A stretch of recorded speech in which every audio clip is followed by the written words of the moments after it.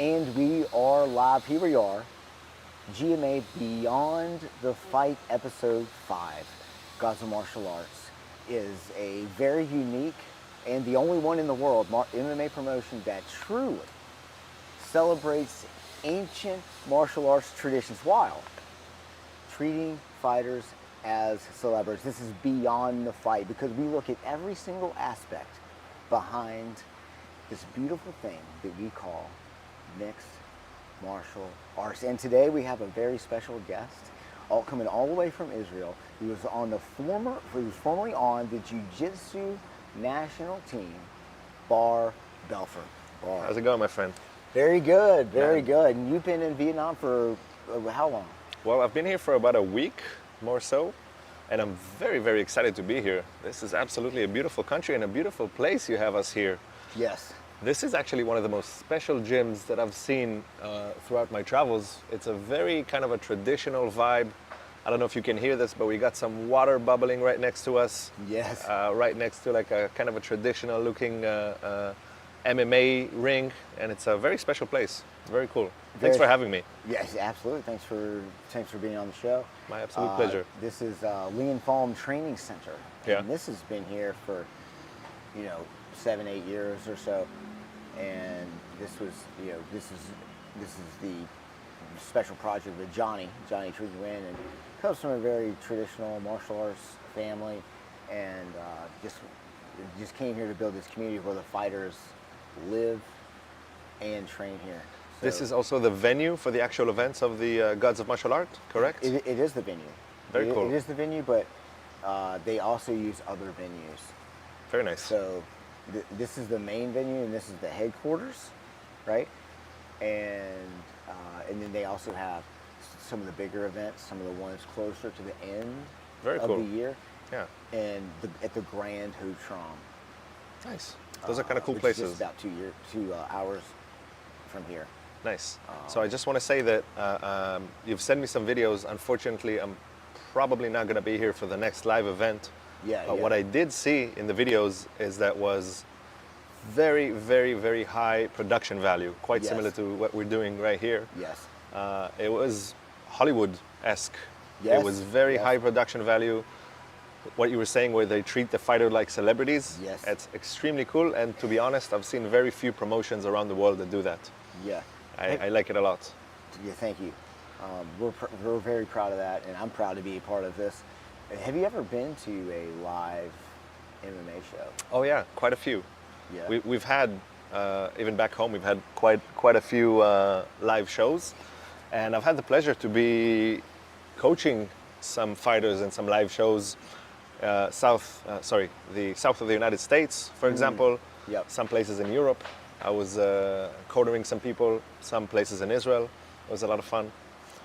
But never have I seen something like this. It's quite special to have like a kind of an Asian temperament to a training place like this. It's very special. Yeah, absolutely. And you're someone who really focuses. You do the woodworking and things like that, and you would notice some of the details more so than others, such as myself. I mean, it's a very unique look to everything. Most gyms have kind of a how would you call it, like an industrial kind of look. Mm-hmm. You have the mats, you have the punching bags. Yeah. I don't know if you can even see this, but there's a bamboo punching bag, which is probably the first time in my life where I've seen something like this. Yes, it's actually, they kick that. Yeah. They kick it to that's incredible. To harden their shins, and I've kicked it a few times, but not too many because it hurts. It hurts like a maniac, I'm sure. I cannot imagine. When these fighters kick this, it just echoes through the neighborhood. Very cool, man. So, yeah, it's very interesting. So we wanted to talk. Yeah. So here you are. You've been, you grew up in Israel. Yes, sir. And you were in the military, and then somehow that led to your martial arts journey in jiu-jitsu. You wanted to kind of talk about that. Yeah. So for us, it's mandatory to do the army. We have to do 3 years. I went through my 3 years in the army from 2007 to 2010. This was actually my first exposure to the worlds of martial art. Okay. As much as Thailand has Muay Thai, Israel is known for their Krav Maga. That was my first exposure to martial arts, to the world of martial arts. I was fortunate enough to take an instructor's course to teach other soldiers basically the art of Krav Maga. After I got released from the army, I basically told myself that I'm looking to start training martial arts. I started my humble journey with something that's called, freely translated into street defense, which is a combination of mixed martial arts and Krav Maga. And my first real steps in the world of mixed martial arts, and specifically Brazilian Jiu-Jitsu, occurred when I started my world travels. Yes. So it's very common once you get out of the army to kind of start traveling the world. I started my journeys in South America.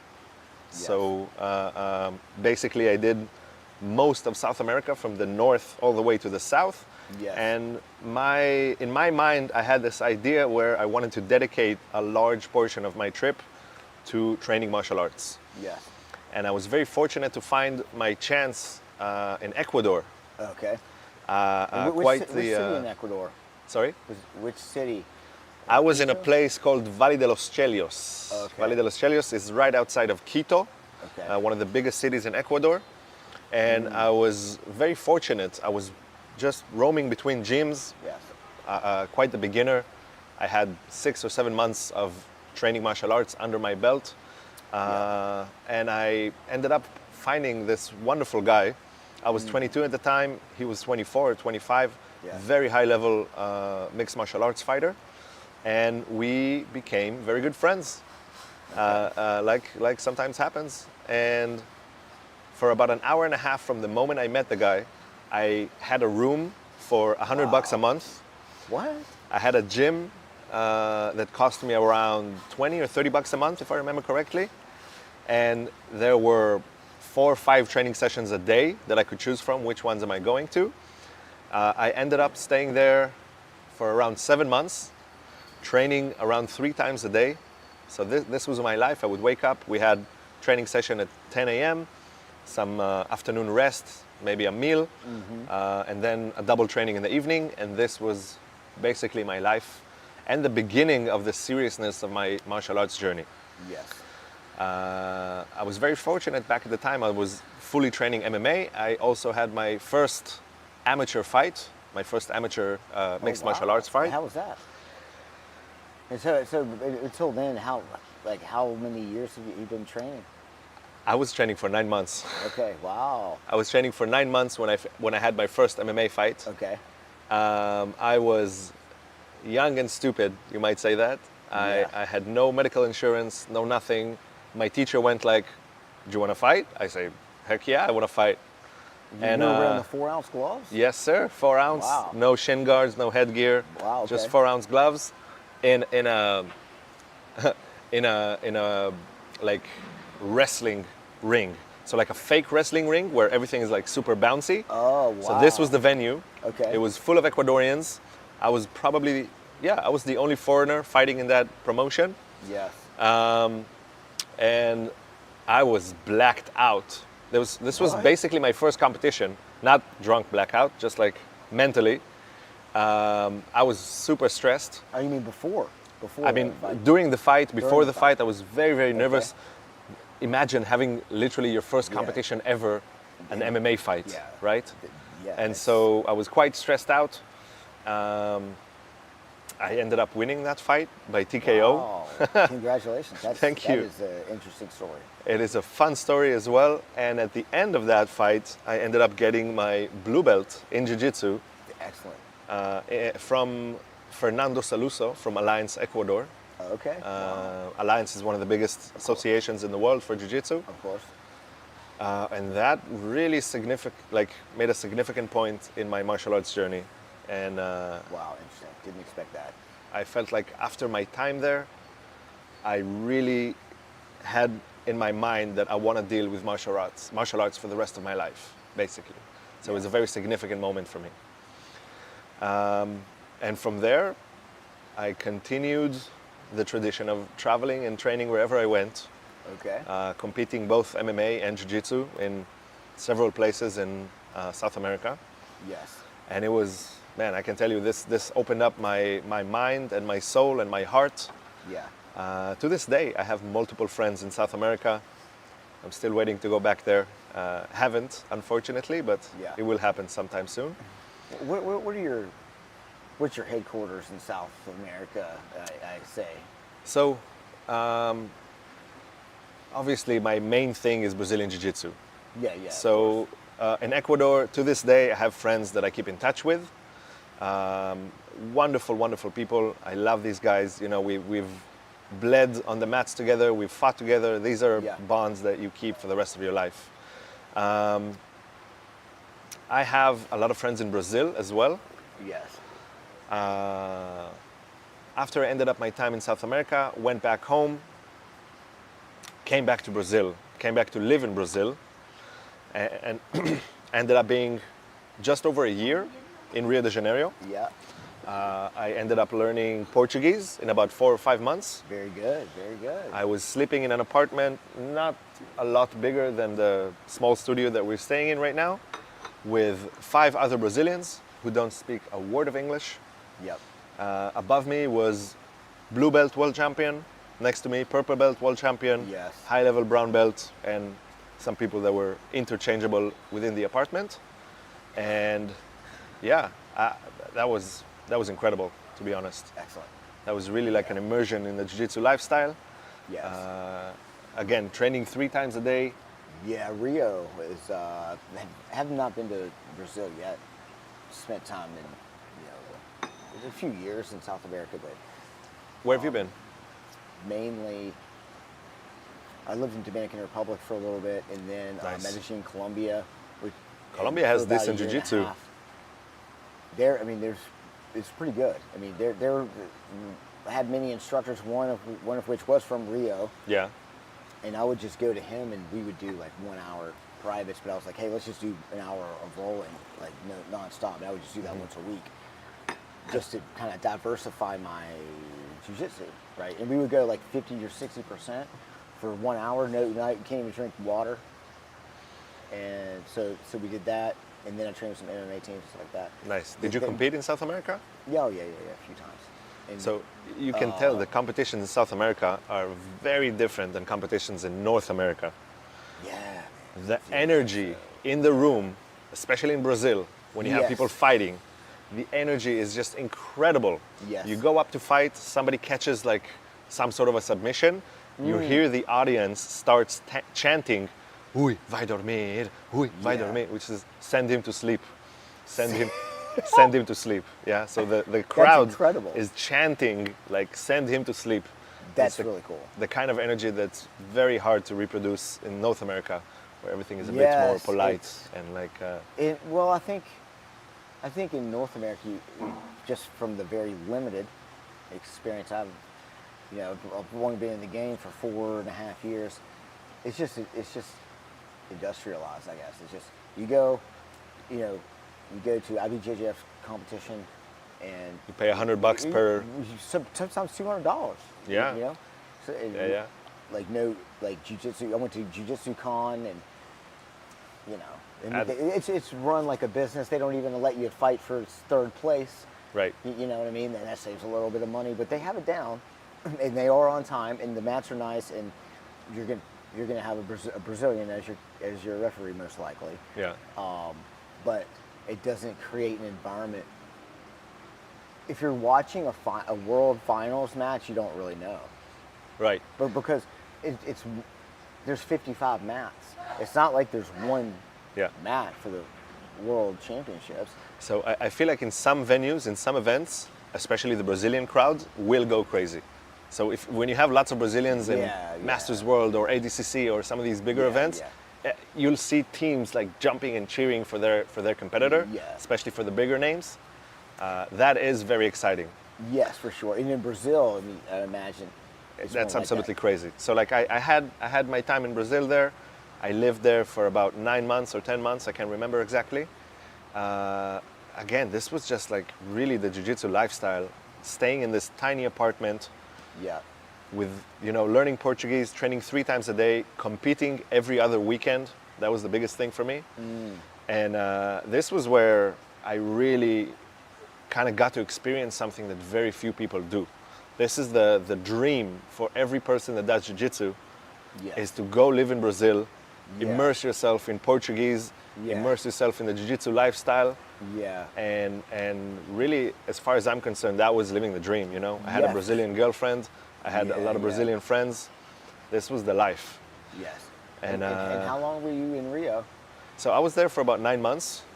I was there for about 9 months until I ran out of money. And it's mainly gi there, is that correct? It's mainly gi for sure. I mean, I would say 80% of the training that we had was gi. And then, so I was training there in Alliance HQ. So Alliance, same team that I was training with in Ecuador. They're also part of the team why I joined up with Alliance in Rio. Some of the friends that I had back in Ecuador were also coming to Rio, and they're the ones who got me to this apartment. They're the ones who got me to this environment. So I was training with Alliance in Rio. It's the HQ of Alliance, basically. I think it's considered to be top 5 academies in the world. I think I've been, when I was living in Colombia, some friends have told me to go to this Alliance in Rio. And I was actually going to go and live in Brazil, but I ended up coming back here to Vietnam. So it's incredible because what you get there, you get a training mat with 15, 20 black belts in every class. And some of these black belts are world class. Some of these black belts are world champions. You get world champion blue belts, purple belts, brown belts. Everybody on this mat, it's a mat full of killers. Very few places around the world you're going to get this amount of talent in a single room every training session, right? So that's something that's absolutely incredible. And to be able to be on such a powerful mat every day for months on time, I feel like it's the ability to like improve as rapidly as you can, especially as a young blue belt, which I was at the time. It was a lot of fun. The gi is really emphasized there, and it's probably a great place to really learn your gi skills. Absolutely. Would you agree? So, like I said, a large percentage of the training was in the gi. A lot of the competitions are in the gi. Some of the local competitions don't even have a no-gi division. So most competitions that we know from North America have gi and no-gi, especially IBJJF, for example. You have gi, you have no-gi. Of course, you pay for both. Right? Well, IBJJF is starting to get more and more no-gi. True. I mean, it's not as much as like ADCC is only no-gi. When I was competing a lot of IBJJF, for example, when you compete worlds, you would have triple the amount of competitors in the gi than you would in the no-gi. Of course, Right? So when I was competing no-gi worlds as a purple belt, for example, our coaches told us, guys, you have a much better chance of becoming a world champion in the no-gi because the talent pool is just smaller. This was 2014 or 15, I believe, something like this. So back then, you had a lot better chances of becoming a world champion in the no-gi because it was just a lot smaller. In IBJJF. IBJJF. And IBJJF crowns a few thousand world champions. Right. But ADCC crowns 8. Yes, that's a good point. Every 2 years. This is something that I feel like jiu-jitsu offers, and it's really, really cool. I mean, depending on how you look at it. Anybody that starts jiu-jitsu, and I do mean anybody, can technically become a world champion. Yeah. So. Okay, would you consider yourself a gi or a no-gi? I enjoy both. I enjoy both for sure. If I had a preference, I would go for the gi. Right? There's this big debate on the gi versus no gi. Especially in Southeast Asia, I've seen that the majority of gyms do no gi, which makes a lot of sense due to the weather. Well, here definitely, for sure. I would like to declare that in Southeast Asia, I've been to the sweatiest gym I've ever been to in my life.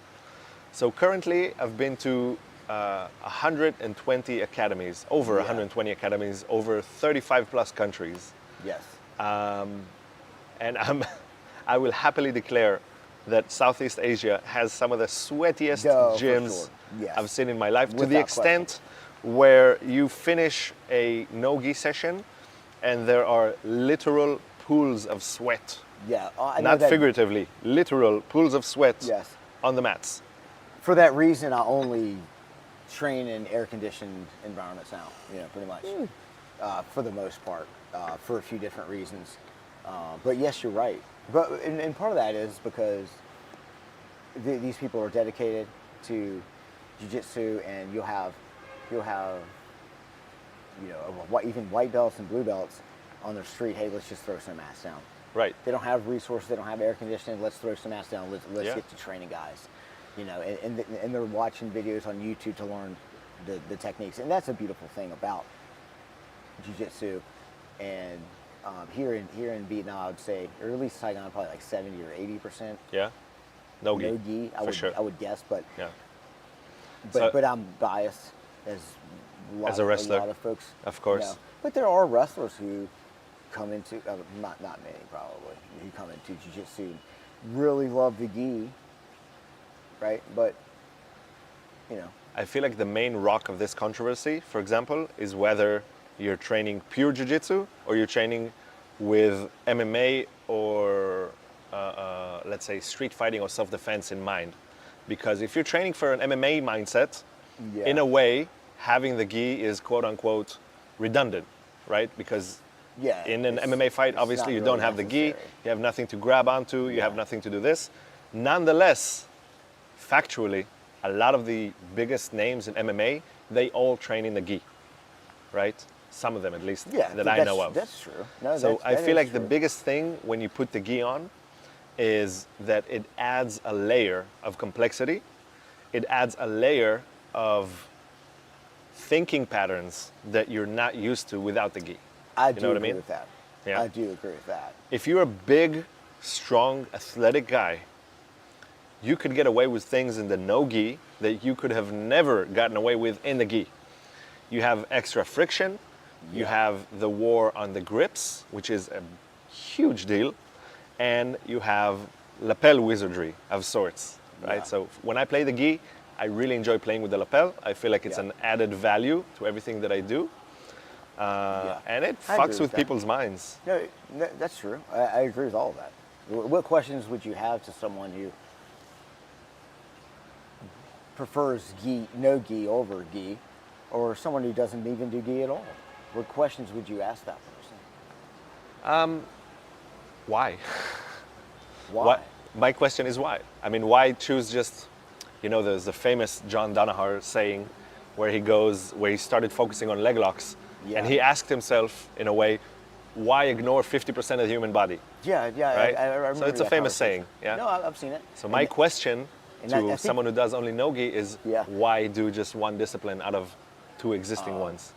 Well, first of all, for me, I just don't like the gi. There you go. That's okay. I don't like the gi. That's the only thing that matters. I started in the gi. I don't do jiu-jitsu for self-defense. I do jiu-jitsu or grappling or whatever you want to call it.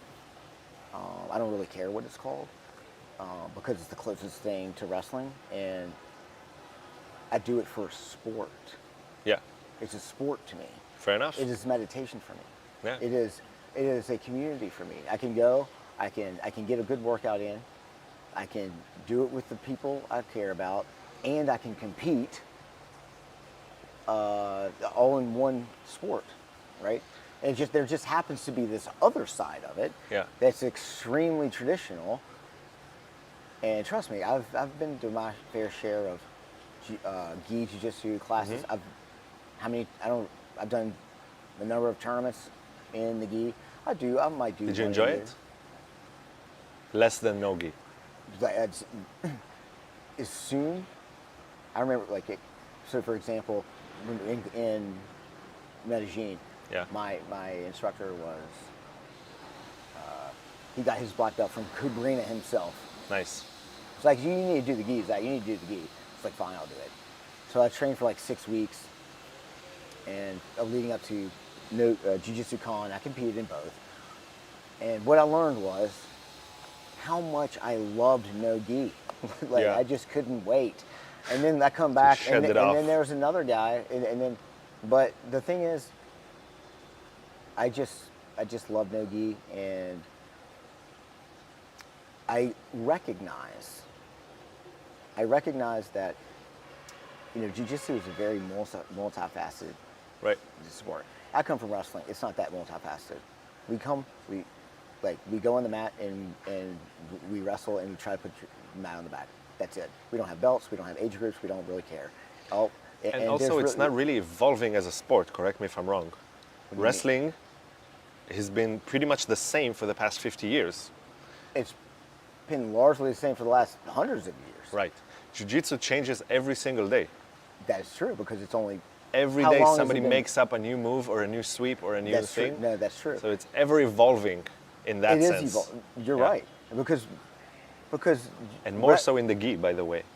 Because when you add an extra layer of complexity, you have the endless world of changing grips, changing whatever. Yeah, especially when you use the lapel or you get all these crazy shit. I agree with that. And I think that's good for certain people. Yeah. That's exactly what it is. It's important for the growth of the sport. Yeah. The culture of gi jiu-jitsu, people really want their third stripe, and they'll go to practice, and that creates the culture is very different in the gi than in no gi. For hobbyists? For hobbyists, it's great. It is extremely important to feel progression. Exactly. I mean, if you're a 42-year-old dad that's going to the gym 3 times a week, you're not planning on being a world champion, getting that stripe on your blue belt is an achievement that will pump up your chest and make you feel better about yourself. But I think more importantly than anything, jiu-jitsu is the kind of sports that allows you to be a better person, a better father, a better husband, a better partner, a better pretty much everything. When you go to the gym, when you get rolling with heavier dudes, when you get smashed by a 120-kilo guy who's trying to kill you, with love of course, but he's trying to kill you, and he's lying on you and you're not breathing and you're experiencing some extreme difficulties. Going back home and dealing with some shit at work, or a nasty boss, or a yelling partner, or anything of that sort, just minimizes into you understand that you can become a more humble, more, I'm trying to find the right word for that. It just makes you a better person, I feel like. And more than anything, jiu-jitsu humbles you. Of course. Because around the corner, there's always a guy to fold you up as much as you folded up the next guy next to you. Yeah? Of course.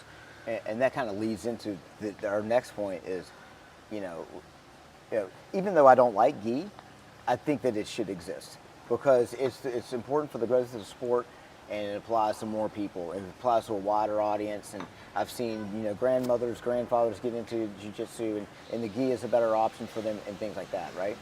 And then we've got organizations around the world, gi gives more opportunities to people to get into the sport, because people look at it and they see, okay, it's traditional, and some parents won't even, they wouldn't put their child into no-gi because it looks rough and stuff. Oh, it's okay. They're wearing the gi. It must be traditional. It must be, it's easier on the eyes. Yeah, it's easier on the eyes. Exactly. It's easier on the eyes. And further, you've much more experience than myself, and a lot of people watching the show. We have different organizations around the world that provide opportunities for athletes from certain different countries. And I think you mentioned the JJIF. Can you please help us understand that a little bit? Yeah. So depending on each person and their knowledge within the jiu-jitsu world, so probably the most well-renowned, most prestigious organization in the world would be the IBJJF, International Brazilian Jiu-Jitsu Federation, a Brazil-oriented for-profit organization that does private competition. It's a for-profit organization. They're making money. They do a great job. Excellent. They're working to promote the sport in a professional way. But the most important aspect of that is that they are not recognized by governments. Okay. A government doesn't recognize the IBJJF as a legitimate or an international organization. Okay. On the other side of the scale, there are organizations such as the JJIF. So the JJIF is the Jiu-Jitsu International Federation. Originally created, if I remember correctly, in the 60s or the 70s, and was dedicated to Japanese Jiu-Jitsu. So it's even spelled a little bit different. It's spelled J-U, so Jiu-Jitsu. That's why they do it here. Yes. I've seen that. I thought it was... Yes. So without the I in the Jiu, it means Japanese Jiu-Jitsu. And so that organization has been around for a lot of years. And throughout the years, that organization figured out that Brazilian Jiu-Jitsu, or as they call it in Japanese, Niwaza, which translates to groundwork, is basically taking over the world, right? Everybody's interested in it. There's a big crowd to it. And so they've opened up an entire division dedicated to Brazilian Jiu-Jitsu. And the biggest catch in the whole thing is that that's an organization that is well recognized by governments to have international and you can represent your country competing in this organization. And so people I'm from a certain country. Right. I want to get, you're telling me it's possible for me to get funding from the government to... I'm no authority when it comes to that. I'm not representing any organization, nor am I representing anything in that. No, of course, we're just so talking. What happened is, in Israel, for example, early 2000s, late 2000s, the coach of the Israel national team basically figured out that the government funds athletes under certain organizations. So if you go compete in IBJJF, the government doesn't care. But if you go compete in JJIF and get reputable places and you get podium in these kind of international competitions, you could possibly get funded for training and competing international competitions in Jiu-Jitsu. This is Israel. Yes. And that has actually developed into something incredible, that we now have one of the strongest teams in Europe. Very good. Mainly because they're able to get funding from the government to pay athletes so that they less have to have an everyday job and focus on training Jiu-Jitsu 3 times a day. That's excellent. This translates into Southeast Asia as well. Well, let's talk about briefly talk about your experience and what that meant to you and how you were able to travel around. So I was very fortunate to be a part of the Israel national team for a while, for a long while actually. I got my black belt from the head coach of the Israel national team, and especially 2019, we were traveling all over Europe competing. We did Paris, Rome, Madrid, Bucharest, Geneva, if I remember correctly. Yep. I think I do. And that was quite an incredible experience, right? Yes. So after we did that for a while, basically my latest travel, I've been traveling for 7 months currently. I did about 6 months in Thailand. I was traveling all over Thailand, from the center to the north to the south, to the islands. Yes. And a local friend of mine that has a gym in Koh Phangan basically told me that this entire section of the JJIF organization, it is possible for Thai kids to be Jiu-Jitsu athletes and get a full ride for a scholarship in university. So you can be technically a street kid without any family money or whatever. You can get your way into the Thai national team in Brazilian Jiu-Jitsu. Of course, you have to train hard for it, but it's quite doable. And by doing that, you could actually go to university for free. That's incredible.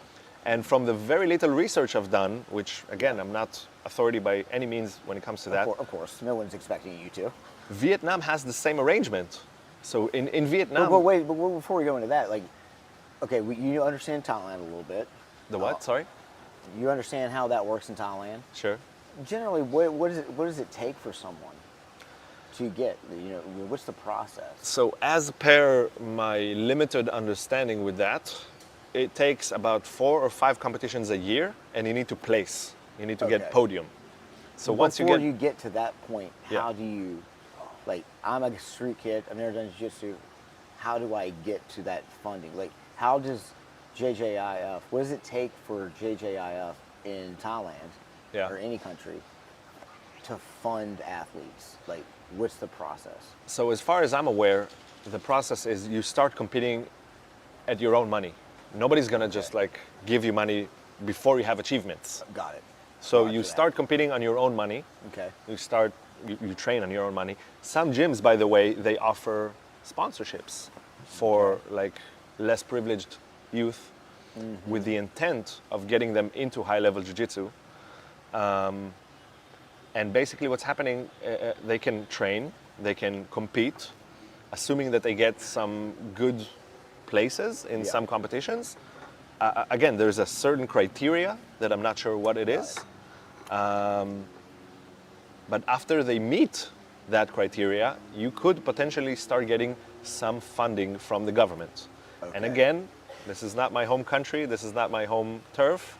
Yeah. This is as per the little research that I've done.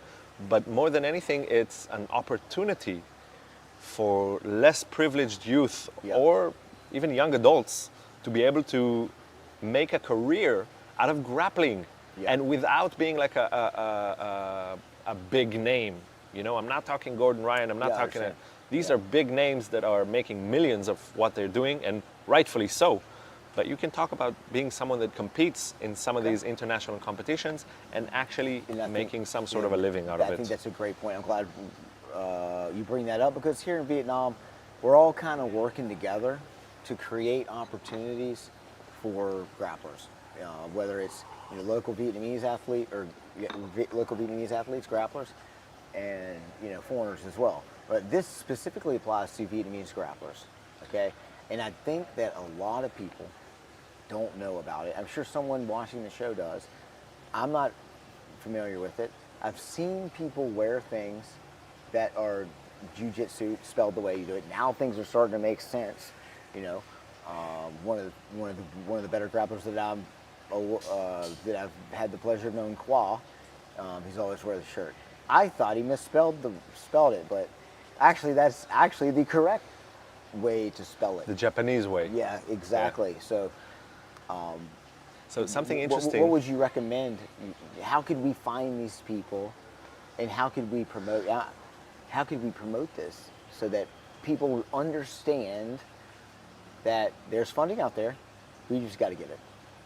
So something very interesting that I saw in Vietnam. So like I said, I've been here for a week.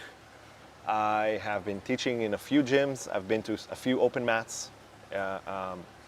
First of all, my biggest impression is that most of the gyms that I've been to in Vietnam have been 95% locals. Yes. So that means Vietnamese people love grappling. That means they go grapple. When I was teaching in Thailand, for example, it was the exact opposite. It was 95% foreigners and a very small percentage of Thai people. Yes. Right, which was, I don't know how or why it's like that. I'm assuming it has to do with their national sport of Muay Thai, right? Yes. But they actually have a very small number of Thai people training jiu-jitsu. In every gym that I've been to here, it is insane, just the amount of people that are Vietnamese, and they're good, man. Okay. They're some good grapplers. So I think what I'm hearing you say is identify the local grapplers that have competed, and then identify people that are associated with the JJIF here in Vietnam, and get this conversation started to see if this is a possibility. Man, absolutely. Like I feel like the first person to kind of figure out a system of how to find their way of getting this funded from the government. Imagine this could build up a gym. Yeah, right. Course. So if you're a gym owner or a head coach of a gym, and you have a youth team or a kids team or young adults team or whatever, and you figure out how to get a slice of that pie, got it. That means you can have a team of grapplers who are getting funded to train 3 times a day, which I can imagine is not a very common thing to happen in anywhere in the world, and specifically Southeast Asia. I think that's a great point. I'm glad you brought that up. I think there are people watching the show. There are people in Vietnam who are aware of that process. Yeah. To where you can get that funding, you can get Vietnamese athletes funded to compete. I just don't know about it. I'm probably just ignorant about that, but and that's okay. And that kind of leads to what this thing that we see is the greater Vietnam martial arts community, right? Which is getting bigger every day. Which is getting bigger and bigger, and we're going to talk about that next. And that kind of leads us into the role of gods of martial arts here, which is why we're here.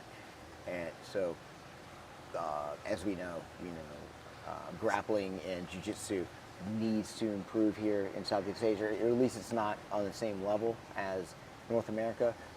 Striking and grappling is in North America, the UFC one championship pretty close. In Southeast Asia, I'd say the striking is here and the grappling is here. Now Vietnam, MMA has only been legal here, as you know, for 3 years. So MMA is exploding. So if someone wants to be a good MMA fighter 10 years from now, they need to start learning grappling now when they're 13, 14 years old.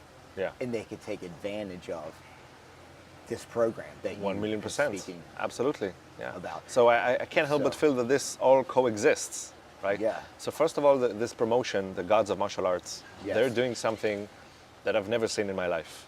Okay. When you watch a video of Gods of Martial Art, you know by any means that that's a video of Gods of Martial Art. Yes. When you do, you see a ring that's a hexagon. It's not an octagon. Okay. It's not a cage. Yep. It's traditional hemp rope.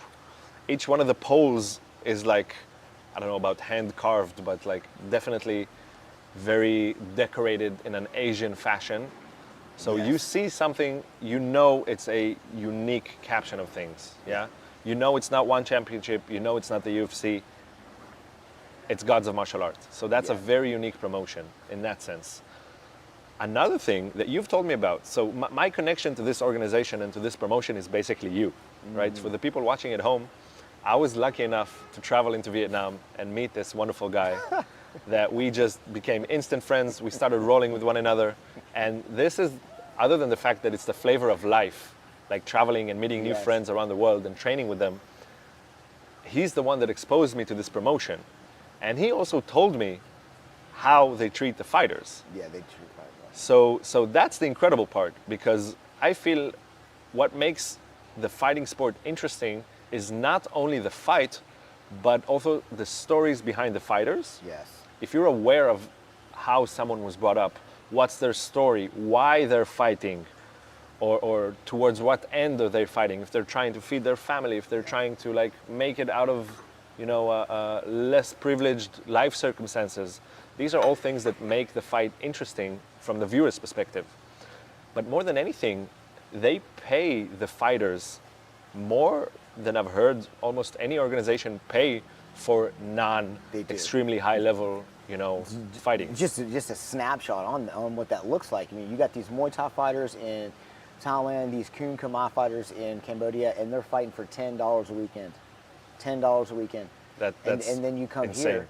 You come here, and you can fight. If you win 2 or 3 fights in Gods of Martial Arts, you can win probably the equivalent of 2 or 3 years' salary.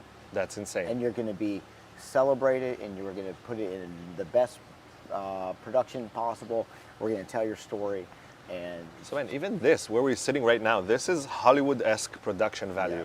This is, well, there's a reason for that. Yeah, for sure, for sure. I can imagine. This is like high-level stuff, and I can't help but feel that this is a stepping stone towards promoting the culture of MMA. And in my case, I'm a jiu-jitsu guy, right? Yeah. So promoting the culture of Brazilian jiu-jitsu, even inside the ring, Exactly. right? Yeah, exactly. So I'm very lucky in that sense. My journey has taken me many places. My journey has taken me to most continents on Earth. Yeah. Multiple gyms, meeting beautiful, incredible people. And I feel like the community that martial arts can create is extremely unique. Yeah, exactly. The human connections that you make when you sweat and bleed and fight with other people on the mats creates connections that are very hard to create otherwise. Of course. And I think you kind of bring up a good point. Let's on Gods of Martial Arts, and we have the MMA promotions, the UFC One Championship and things like that, and the UFC is obviously right now at least the monopoly of MMA promotions. But as we know, it's the way that fighters are treated, and the ancient martial arts that mixed MMA comes from isn't emphasized. It isn't a priority, I guess. And now it's possible that in this next era of MMA, place the emphasis on treating the fighters well and celebrating all of these different martial arts that come from all around the world, and that contribution to mixed martial arts. So I think, would you say that might be it's possible that we have a new era of MMA, and it's 1,000,000%. And not just MMA. Arts? I think this is an era where fighters in general are starting to be treated differently, right? Okay. Because so far we've had boxing. We've had boxing, traditional Western boxing, where nowadays, the bigger names, they get paid hundreds of millions of dollars. Yeah. Way, way, way below that is, let's say, mixed martial arts. UFC, the most prestigious organization in the world, pays a fraction of what it pays to fight in boxing, right? A fraction, literally. That is true. Literally a fraction. Yeah. But now is starting a brand new era represented by guys like Craig Jones, for example, that is revolutionizing the sport of grappling, right? And is actually paying the athletes. He didn't pay him just a little bit more. Right. He paid him 100 times more than the Olympics of grappling, which there is you ADCC. go. So ADCC was paying tens of thousands of dollars. $10,000.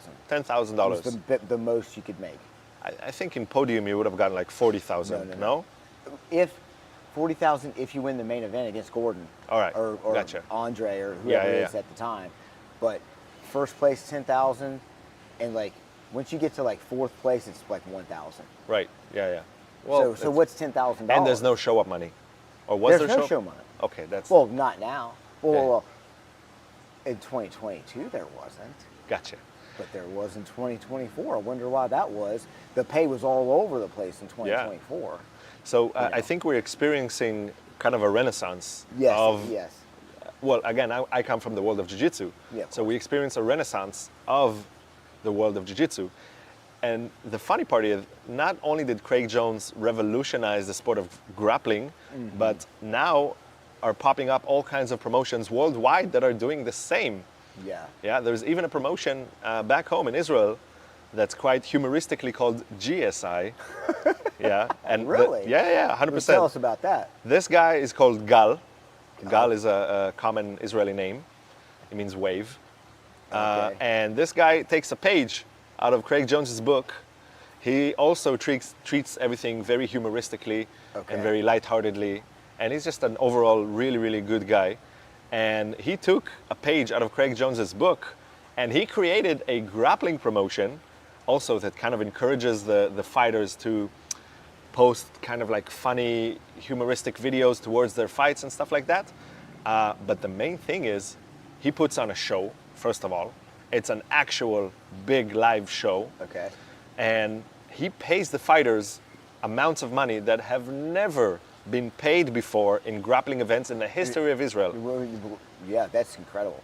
So he pays. Is this an outside arena? What does it look like? So the venue itself, I believe they've had two different events so far in different venues. But again, it is a show. So you have VIP with drinks, you have stands, ticket sales. All the profits go to the athletes themselves. Okay. So this guy is basically working his ass off to promote the sport in Israel, to promote the culture of jiu-jitsu in Israel, alongside with good sportsmanship. So it's really, really cool to see these athletes. There's no actual trash talk. There's no I'm gonna fuck you up. I'm gonna do. It's a very lightheartedly you can see the people just enjoying to fight each other and knowing that they're promoting the sport. And whilst paying really, really large sums amount of money to these people, to the athletes. He's just doing something incredible. Yeah. He's promoting the sport in a way that no one has ever done in Israel, specifically jiu-jitsu. Yeah, I'm not talking MMA, I'm not talking... That's a good point. It just kind of hit me that two big things are happening in grappling right now. And it's number one, athlete pay, and number two, making grappling fun to watch. Yes. Grappling's boring to watch, guys. Let's be honest. It's boring to watch. The rule of thumb has always been, if you don't do jiu-jitsu, you don't understand what's happening in jiu-jitsu. Yeah, exactly. Yeah. And I mean, to be honest, like I've been doing jiu-jitsu or grappling, submission wrestling, and I don't really watch a lot of it. There are people in our community. Who really watch it and study it. You know, it's a learning opportunity. At like a doctorate level. Yeah. You know, I'm not one of those guys. I'm glad there are people in the community here, such as Corey, such as Vince, that I can learn from, to save me hours and hours and hours every weekend. You know, I mean, these guys literally have like textbooks in their office and things like that. And so the themes in grappling are paying the grapplers, grappler pay, athlete pay, and making it fun to watch, and making it a show that even if you don't grapple, it's fun to watch. Like right. Like Craig Jones Invitational, you know, the format was intentional. You Sure. got 3 rounds. That's kind of MMA. It's MMA and wrestling. So okay, I understand that. And you're only watching one. Yeah. Whereas ADCC, you had to pay $150 just to watch Flow Grappling, and now you're watching 4 at once. And which one do I like? How do I pick which one to watch? Yeah. You know, so and then in MMA, we're seeing something similar. Whereas MMA has always kind of emphasized the show part of it. You know, that's what it's, what it is. It came from businessmen. It came from someone promoting, you know, that's a good almost point. wrestling, like fake wrestling type situation where you have somebody enter and like you got the explosions and you got. But I think what Craig Jones has done, that's the most remarkable. He made it fun to watch even outside the ring. Exactly. You know what I mean? He makes it so interesting and so funny to watch. And again, this guy in Israel took a page out of that book, and he makes these funny videos, and you create a hype that you're so excited for the fights even before the fights even started, you know? Not to mention like a rule set that's very aimed for submission, to not have anything go for the judge's decision. It's very interesting to see, and I feel like it's revolutionizing the sport, right? Yes, absolutely. Because you can handpick, also if you're doing like a tournament, you can handpick the guys that you want competing. It's not just like an open tournament. And then you get sponsors. Back in my day, getting a sponsor in jiu-jitsu was non-existing. You get all the federations that are doing competitions, you get somebody who wins this fight, he now gets free registration to all the other competitions. That's right? excellent. Which is, you're able to promote yourself, you're able to go compete. Paying registration for competition is fucking expensive, you know what I mean? That's true. So they're giving opportunities for everybody, and that's quite remarkable. Yeah, that's excellent. We're nearing the end of the show, but just a few other questions I'd like to ask just to get your perspective, since you have a global perspective on jiu-jitsu and MMA. I certainly don't have that. What is the role of grappling in jiu-jitsu in MMA and in what you've seen so far?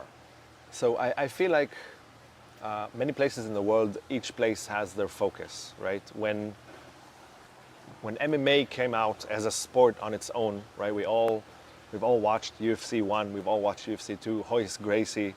So even the story of the Gracie family, where they're just, you know, there's a legend in the 1920s where the Gracies published an ad in a newspaper in Rio, and the ad said, "Would you like your arm broken? Come down to the Gracie Academy," and this and that. Well, so that is like, interesting. yeah. So they were just basically starting the whole thing by, you know, trying to prove to the world who's the best, basically. Yes. And so in the beginning of the sport, no one really knew what was grappling per se, or Brazilian Jiu-Jitsu specifically. Yep. And it kind of came into on its own. Now, if you're not doing Jiu-Jitsu, obviously you can't go into the cage. Yes. But I think we all know that the art form that dominates the cage the most in modern time MMA would be wrestling. Wrestling, yes. Yes. Because wrestling is the aspect of things that allows you to decide where the fight takes place. Yes, it is. Right? So you we used to have... You still need striking, though. Yeah, for sure. And submissions. We used to have pure grappling-based mixed martial artists. Damien Maya was a great example. Roger Gracie was a great example. Yeah. These were people that were MMA fighters, for sure, but they're... I wouldn't say the entire game, but the majority of their game was based around taking someone to the ground and being that much better than them on the ground to have just played with them, submitting countless amounts of people. And taking away all their weapons. Exactly. Yeah. So I feel like this is not something that can really happen today. Yeah, for sure. But I also feel like you cannot really step into the professional octagon without being a minimum high-level purple belt. Yep. Right? Yeah, you're right. Absolutely. And then, you know, there's a lot of people who are kind of a little intimidated to join martial arts because, you know, for whatever reason is in their mind. And one of the great things that we have in Saigon is actually what you're wearing on your shirt right now. Yes, sir. If you can, maybe your knee is blocking the camera.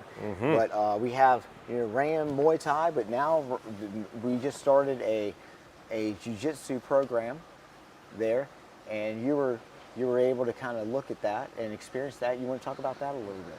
So I feel like when somebody's thinking about approaching a martial arts gym for the first time in their life, there's a lot of mental gymnastics that's going on, right? Because especially for guys, I think, when you walk into a room that is full of people that you know for a fact are better than you in the martial arts sense of things, and possibly, depending on who you are or what size you are, bigger or stronger, and it's a scary thought. It's a scary feeling to walk into this room and kind of put yourself in there. But what I always tell people who are contemplating whether to start martial arts or not is to remember a very simple fact, is this room is not full of people who are trying to kill you. You know, I've met people, which I ask them like, okay, why don't you start training martial arts? It's like, oh, I don't want to get punched. I don't want to get killed in the gym, you know? And I'm like, bro, nobody's trying to kill you. Yeah. Nobody's trying to hurt you. Nobody's trying to prove that they're better than you. This is a group of people who are focused on improving themselves and their training partners daily.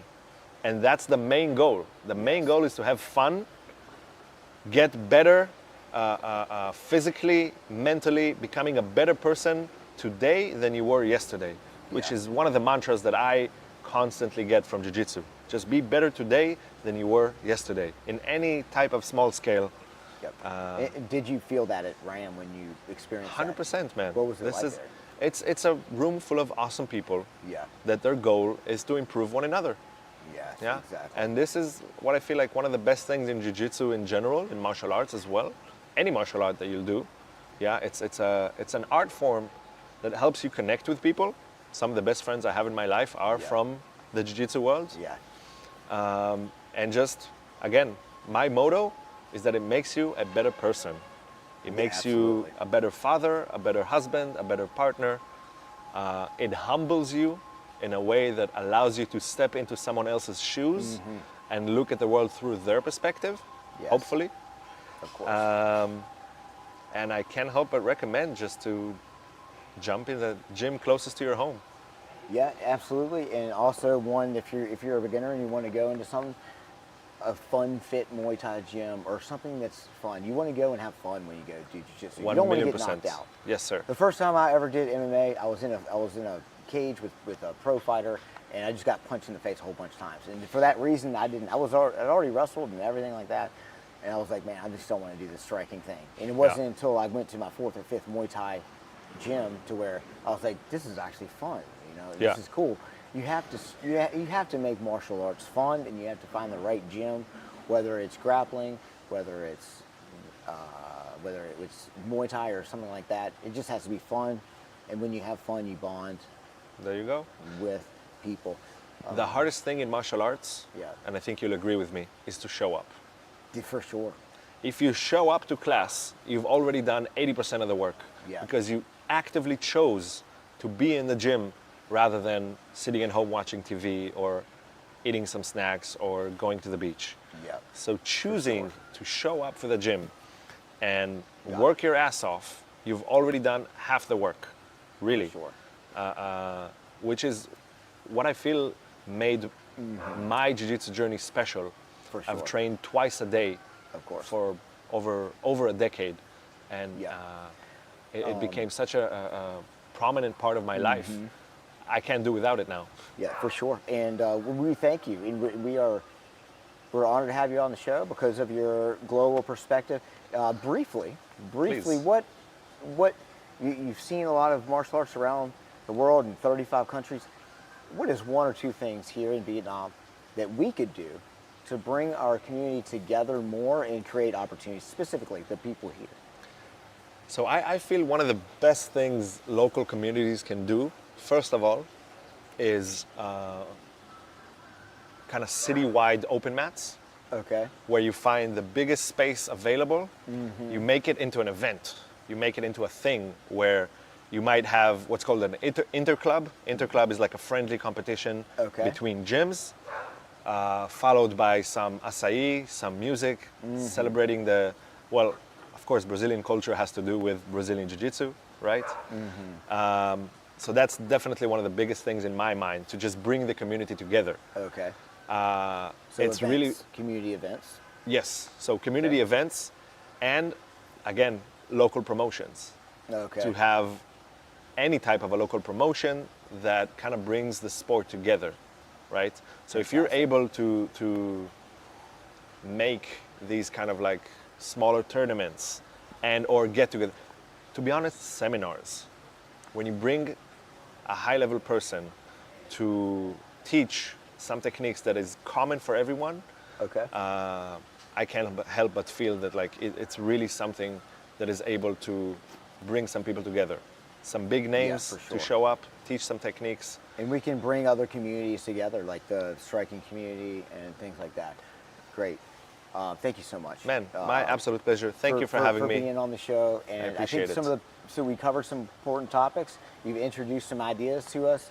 You know, how can we get more opportunities for grapplers that's going to lead to grappler growth, you know, when you're at a young age, leading into their mixed martial arts career, leading into them having a better chance at competing in MMA promotions such as Gods of Martial Arts, so that we can put the international spotlight on Vietnam martial arts here, and then create opportunities to where even if you come from the street, so no matter what town or village or anything that you come from, you have the opportunity to be a professional martial artist here in Vietnam. And that wraps up episode 5 of Beyond the Fight, which means we can dive into all of the different aspects of martial arts. We got a few events coming up this month. On 17 May is going to be the 4th event of Gods of Martial Arts. Is going to be here at Gods of Martial Arts headquarters, the same location as Lean Foam. And this is going to be our first Vietnamese-only event here here in Ho Chi Minh City. And the following weekend on 24 May is going to be our first Gods of Martial Arts international event that has ever taken place. Okay, as we know, last year was all Vietnamese. This year we introduced Cambodia, Laos, Malaysia, Myanmar, and Thailand into the mix, introducing a lot of different types of ancient martial arts. Remember, don't miss the show on 17 May, just a few weeks away, here at Gods of Martial Arts headquarters, and we will see you there. Bar. Thank you so much for having me, my friend. Thank you so much. I appreciate it. It's an honor to meet guys like you, and just thank you. A new idea. Yes. I appreciate it a lot. Thanks for having me here. Yes, and I think that wraps up the show.